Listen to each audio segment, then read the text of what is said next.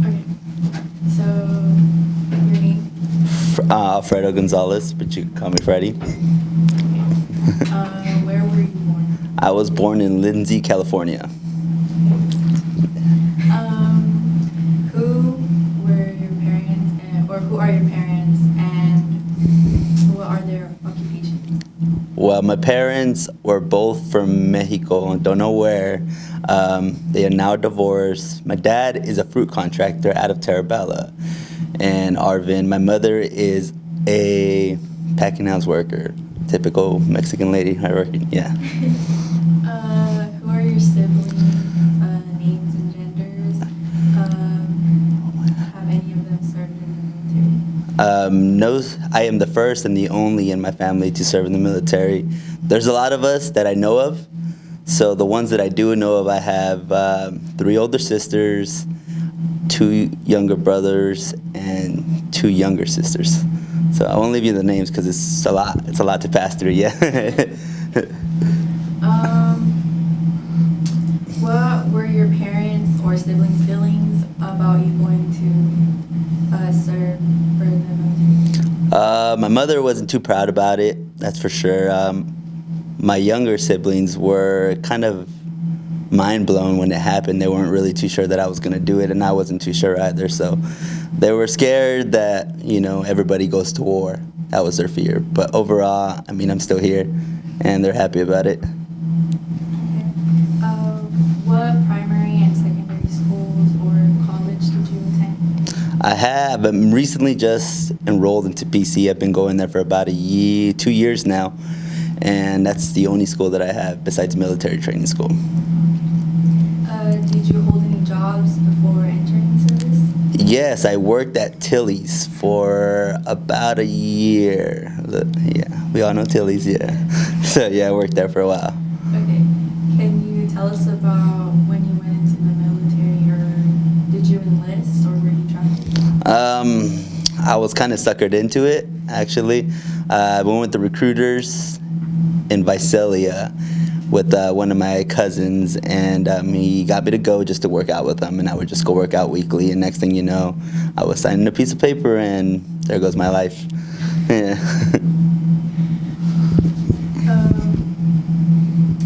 What or who did you leave behind, like family, children, or pets, when you left to serve? I guess I had a girlfriend, but you're a kid at the time, so it didn't really matter. I had a dog that I left behind. He's still alive. He's still kicking. And my family was about it. I came back to a bigger family, actually, so I didn't really leave much, but I came back to more. In which branch did you enter? United States Marine Corps, rah.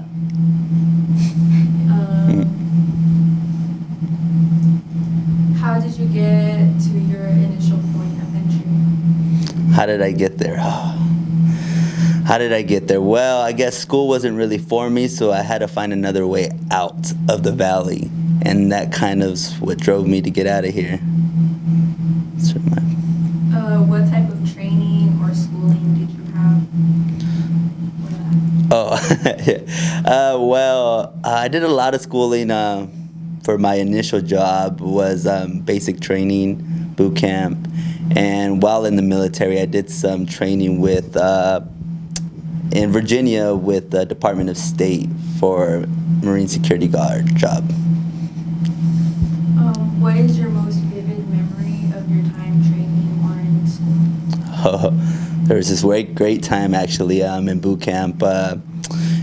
If you guys haven't known, if you guys haven't seen the videos, Marine Corps boot camp is quite intense, and we were giving roast beef sandwiches in the field, and there was a gentleman next to me, and you have a total of like 30 seconds to gobble down your food before you go back out. So this kid's eating a sandwich, and he starts choking on his sandwich, and rather than anybody helping him, we kept eating because we had 30 seconds, and he's sitting there choking, and we're just all trying to eat as well, and then it got to the point where they got him down to the bottom, and he coughed up his sandwich, and then he kept on eating, and that was just something I can't forget. It's amazing.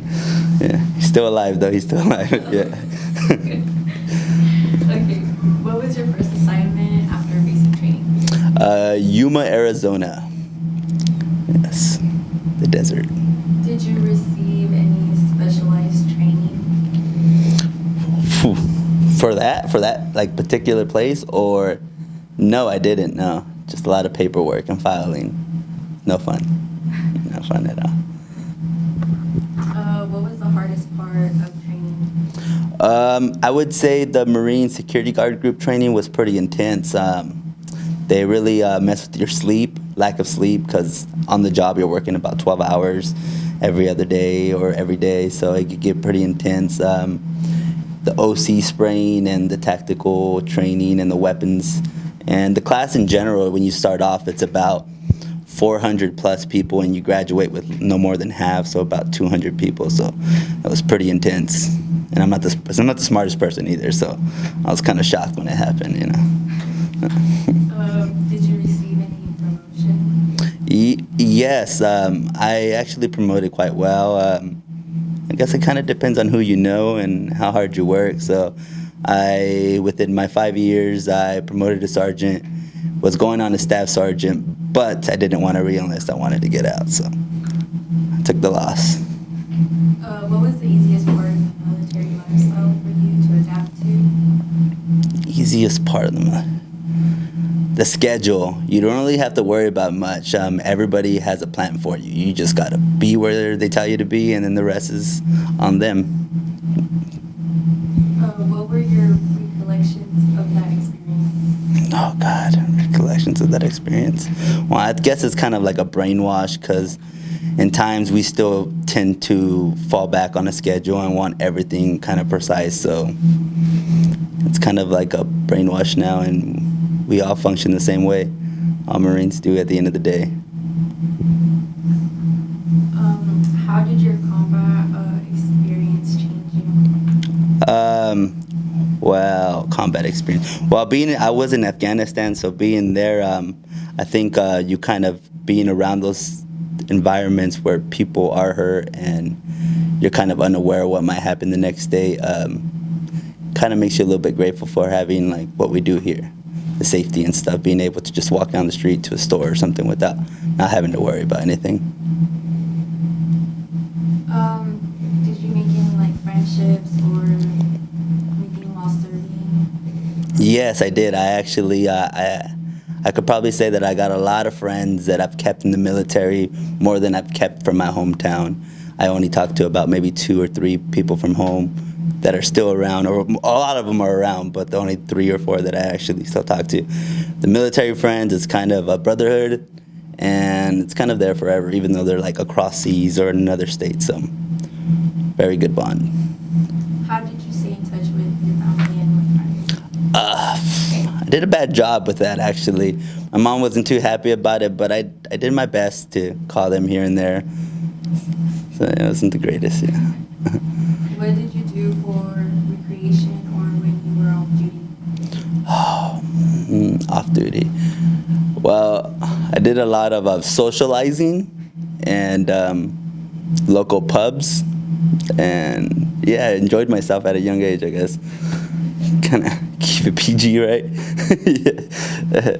Do you recall any particularly humorous or unusual events? Unusual events. I think unusual events. I think the most unusual event that you're kind of shocked when you enter the military is the fact that you got to shower with people. Like, that's very unusual. It's pretty sure everybody experiences it. You're kind of shocked, but it's kind of something that you kind of get used to. In a certain point, you just don't really care anymore. You're just like kind of free in your own skin. Yeah. Was there something you did for good luck? No, not at all. Yeah. No, I didn't wash my camis. That's for sure. I didn't wash them too much. That's probably the only good luck charm I've had. What was the best part of your service experience? Traveling. I think I want to say traveling. I've got to visit countless countries in a matter of 4 years, so I think that's something I can never regret doing. Do you recall the day service ended? Where were you when your service ended? Well, my last duty station was in Mongolia, so I was counting down the days till I left, And those last couple of weeks, I was in charge of making the schedule, so I didn't really put myself to work. So I had all this free time. So definitely remember those last 2 weeks. I just recently received my DD 214 for my honorably discharged this 2 months ago. So technically, I'm freshly out now. How are you received by your family and community? My family is glad that I joined the military and I did something with myself, and hopefully that can kind of motivate others in my family to do it as well. Yeah. What was the other half? Yeah. We'll go on. Hold on, some of them. No, it's okay. No, yeah. No pressure. You're not in the lights in the camera. Yeah. Okay, how did service affect the way you relate to others? To others. Oh, well, as kids, and if you guys do plan to join the military in the future, you will kind of, you've never really realized it, but military people are kind of mentally different once they get out. You kind of have this mindset of you're properly trained for everything, and then you have civilians on the other hand where kind of morals aren't kind of set to a standard, when in the military kind of morals is kind of everything. You got a code to follow. So pretty different, I guess. Do you attend reunions? Reading the news? No. Oh. Do you attend reunions? Do I attend reunions? Are we talking of military reunions or like high school reunions, or just in reunions in general? No, I haven't. I don't think we've ever had anyone hold a reunion. But if my high school does, I plan to be there. How did your military service experiences affect your life? I'm a lot more grateful now, I would like to say, with what I've got and what my family has, and that I even have a family to come back to. I think that's the biggest thing, is that made me want to come back as family. What are some life lessons you learned from your military service? Life lessons. Do what you're told. If you're in a chain of command, and lie with authority. Yeah, if you need to. What message would you like to leave for future generations who will view and hear this interview? If you're gonna join the military, you join the Marine Corps. If you don't got it in you, then Army it is. Okay. Latino, so speaking Spanish made such a big difference there. Amazingness. Trying to process some thoughts in my head, like PG thoughts. Oh God. Interesting things. No pressure. You guys got any questions? Oh, even if they're not on the list, think of something else. Think of something great. Go ahead. Ask me whatever you like. Anything. I've been everywhere. I've been a lot of places, so go ahead and ask. What's your favorite place that you've been? Favorite place I've been to. Let's see. I would have to say it would be Greece. I went to Greece for a vacation while I was living in Georgia, and I got to visit all the cathedrals and all the museums that they have and the statues. It was amazing, but the best part about it was going on the island, Santorini.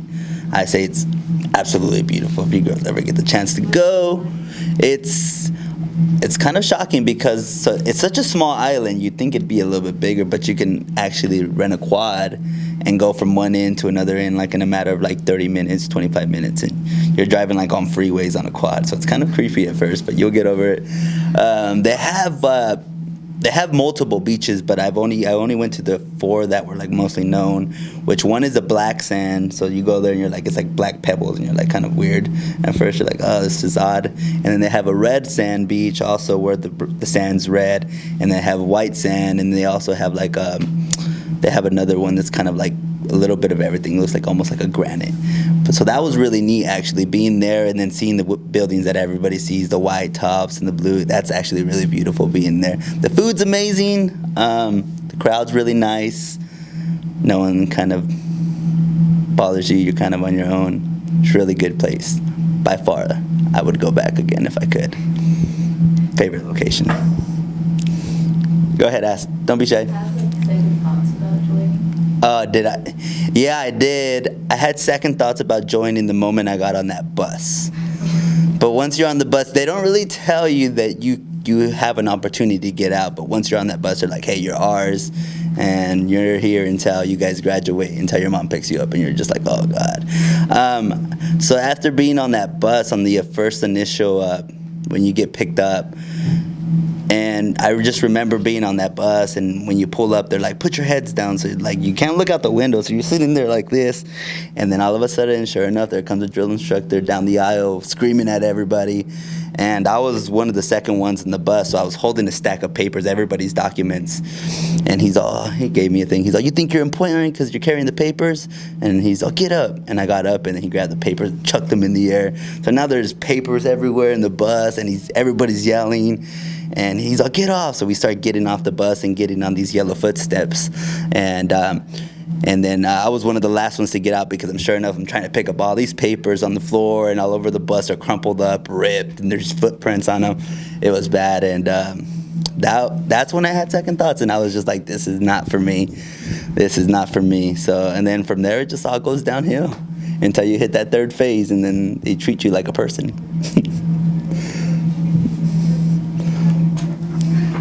Nothing else? Nothing?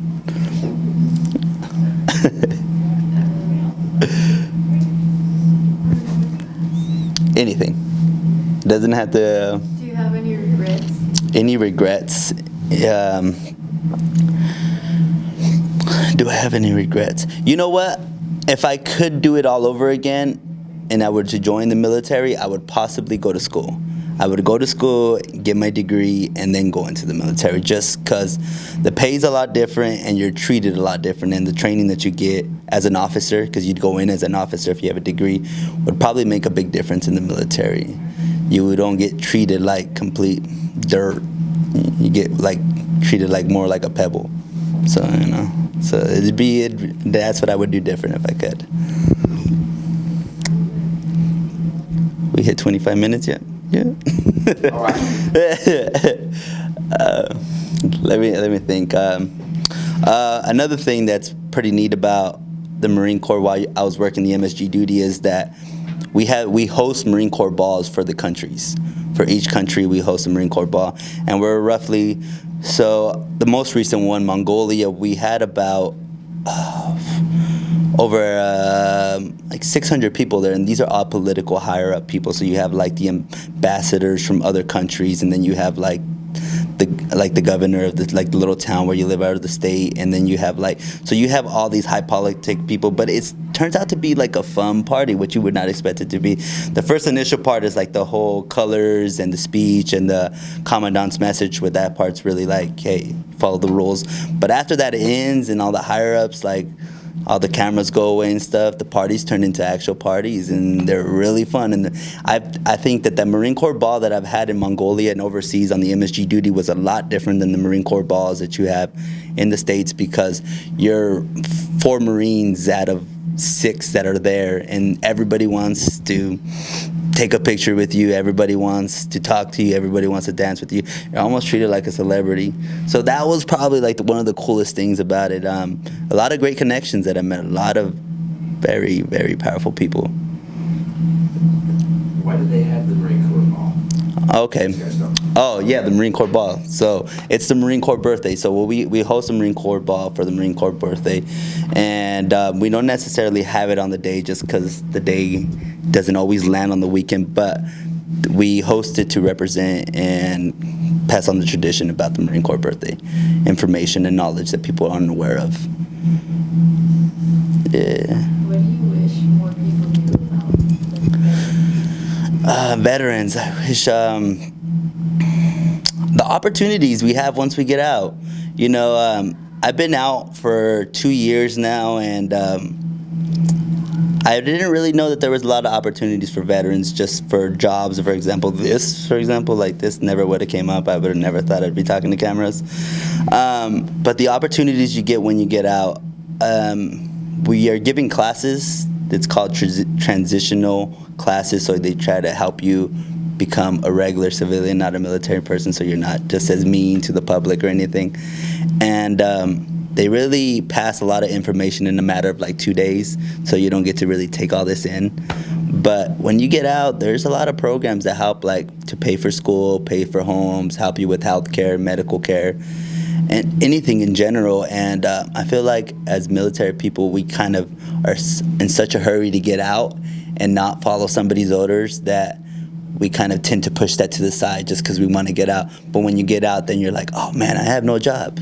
I have no money, or I have no benefits. And I think that would be something that I would really like to really push on. So that's why I'm at Porterville College, helping the Veterans Resource Center to spread some love and some knowledge. Yep.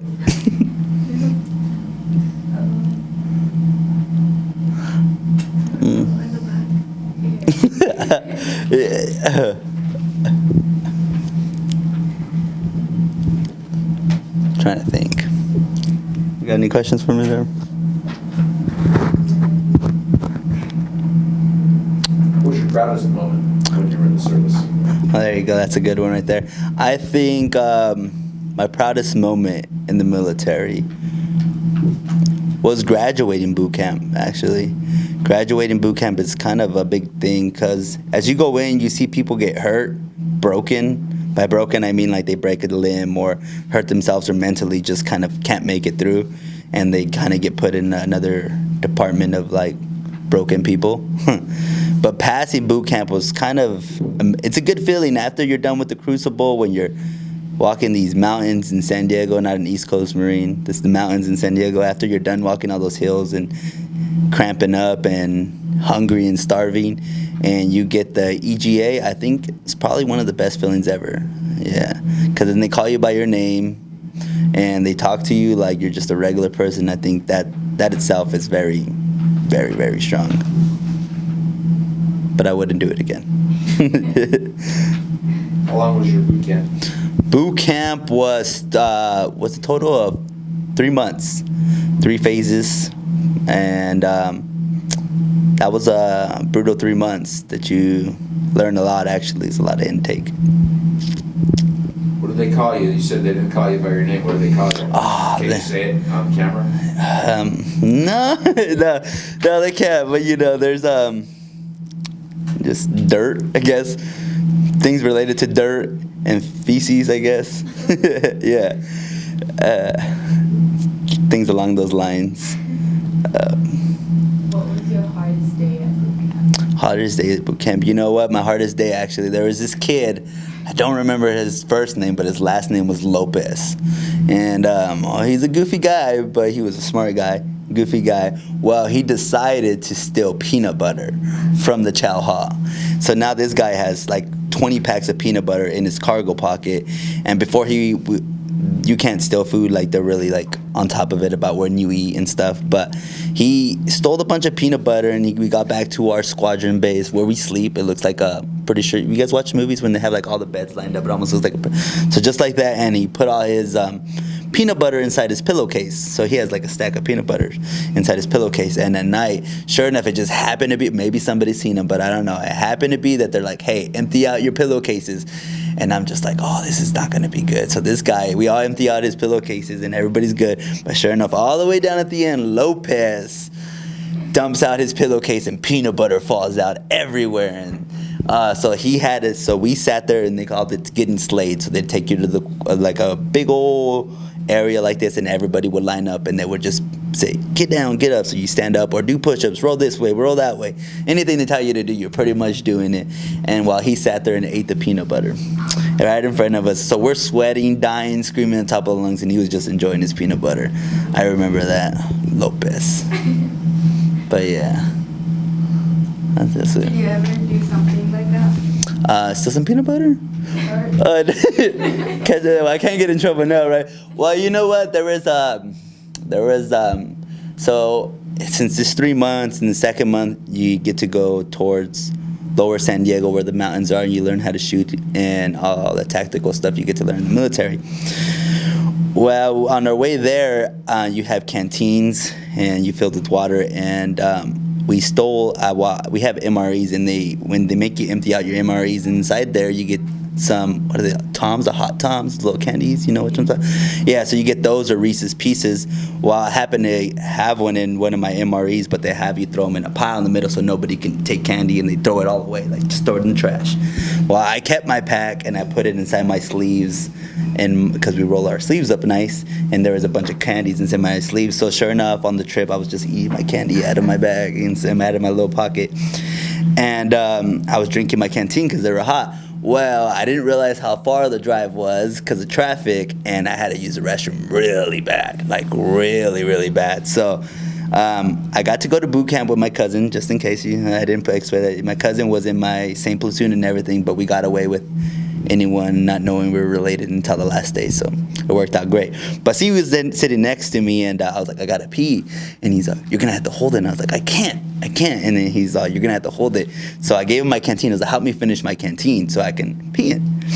And so we're chugging the canteen, and sure enough, we can't finish it. We're sitting there, our stomachs hurting. So it was either I peed on myself or made everybody else suffer, so we switched seats. So I kind of roll over towards the seat this way, and I peed all over the bus floor. And sure enough, and then he finally finished the canteen. He's like, stop. He's like, fill up the canteen. I was like, I can't stop. So he passed me the canteen, and sure enough, I kind of pee in the canteen. Get a little bit in the canteen, but all of it's already running down the aisle of the bus. It gets even better. This is where it gets even better. So your canteens have a piece of tape on the front with your name on it, and mine said Gonzalez, but it's permanent marker, and it rubs off on occasion. Well, as soon as you get to the second phase in the field, you're getting slayed. So as soon as you get there, they're yelling at you, get off the bus, and then you start rolling in dirt and stuff, and they're like kicking dirt at you while you're doing push-ups and stuff, and they have you throw all your canteens in a big pile. I didn't get my canteens back, so I'm not sure who got my canteen or if they ever drank it, but if they did, there was pee in there. So I apologize to anybody who got that one. So yeah, that was probably one of the worst. Yeah, but when you gotta go, you gotta go. You gotta go, yeah. That was a crazy moment. Yeah. I think it's 45 minutes over. Yeah, we're good? Yeah. All right. That's good. Now we get to the good stuff. Yeah,